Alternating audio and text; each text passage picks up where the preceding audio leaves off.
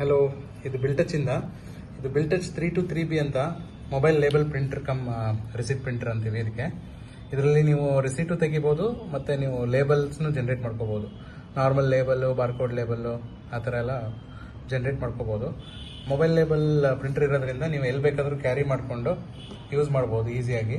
Battery backup ಇರುತ್ತೆ, ಆರಾಮಾಗಿ ನಿಮಗೆ 2 ದಿವಸ 3 ದಿವಸ ಬ್ಯಾಟ್ರಿ ಬರುತ್ತೆ. ಸೊ ಇದ್ರ ಜೊತೆಗೆ ಒಂದು ಅಪ್ಲಿಕೇಶನ್ ಸಿಗುತ್ತೆ ನಿಮಗೆ, ಮೊಬೈಲ್ ಅಪ್ಲಿಕೇಶನ್.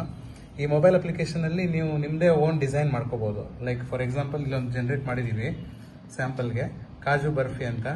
ಸಪೋಸ್ ನೀವು ಯಾವುದೋ ಸ್ವೀಟ್ ಶಾಪು, ಬೇಕ್ರಿ ಇತ್ತಂದರೆ ಕಾಜು ಬರ್ಫಿ ಅದ್ರದ್ದು ಏನು ಗ್ರಾಮ್ ಇದೆ, ರೇಟ್ ಇದೆ, ಅಲ್ಲಿ ನೀವು QR ಕೋಡ್ ಬೇಕಾದ್ರೆ ಜನ್ರೇಟ್ ಮಾಡ್ಕೋಬೋದು.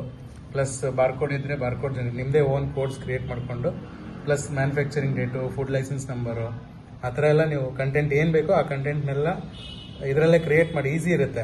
ಸೊ ಸಿಂಪಲಾಗಿ ಕ್ರಿಯೇಟ್ ಮಾಡಿಕೊಂಡು ಬ್ಲೂಟೂತ್ ಒಂದ್ಸಲಿ ಪೇರ್ ಮಾಡ್ಕೊಂಡ್ಬಿಟ್ರೆ ಈ ಪ್ರಿಂಟ್ರಿಗೆ ಕನೆಕ್ಟ್ ಆಗುತ್ತೆ. ಸೊ ಈಗ ಒಂದು ತೋರಿಸ್ತೀನಿ ನಿಮಗೆ ಎಕ್ಸಾಂಪಲ್.